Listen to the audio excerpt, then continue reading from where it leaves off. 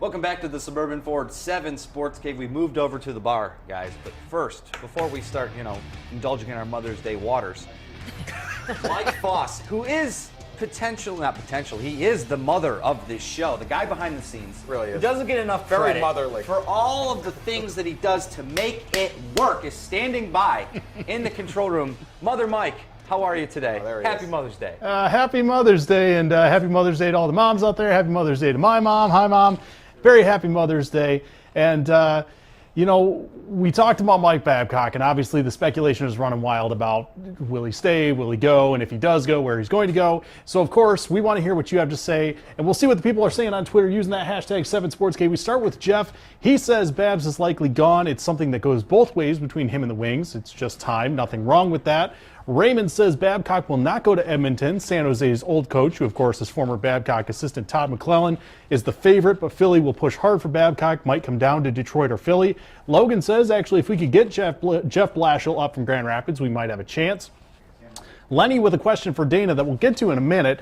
He says he haven't heard anything about the Tigers offering an extension to Price or Cespedes, asking if they'll see either or both resigning. But before we get to that, we have to address this. Justin Rose took in a Kansas City Royals game earlier this week and decided to take in the local apparel too. So explain yourself. Defend this.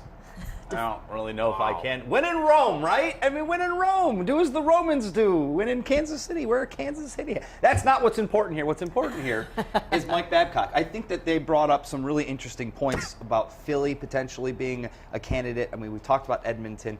I just think that Mike Babcock isn't the type of guy who wants to babysit a bunch of rookies and first, second, third-year players.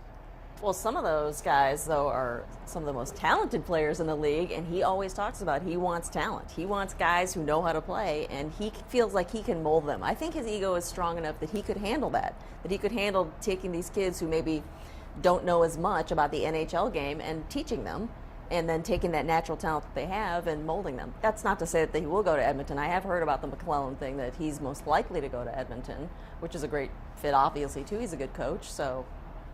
But yeah, Philly is definitely in the mix. It's McDavid is the Connor McDavid. Yep. Yeah. So what you read about him, it's like Gretzky, Crosby, right? You watch it.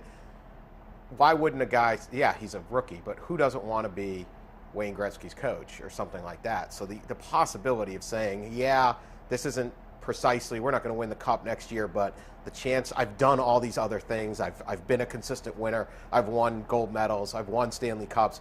What about getting in with the next great hockey prospect that you're going to get and saying, I'm going to be that guy. I'm going to be the guy that gets to coach the next Gretzky if he's the next Gretzky or something close to it.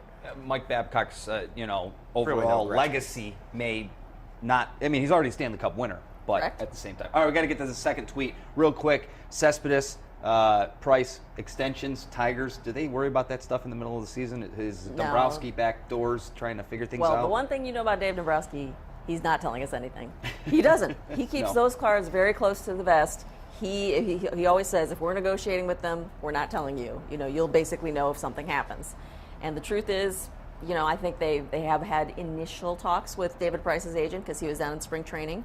I'm not so sure about Cespedes, but I actually think Cespedes is the more likely to stay. I think Cespedes is happy here. Mm-hmm. And originally, before he signed with Oakland, the Tigers were the team that he really, really wanted to be with, and they wanted him, and it just didn't work out. But I think there's a good chance he could stay.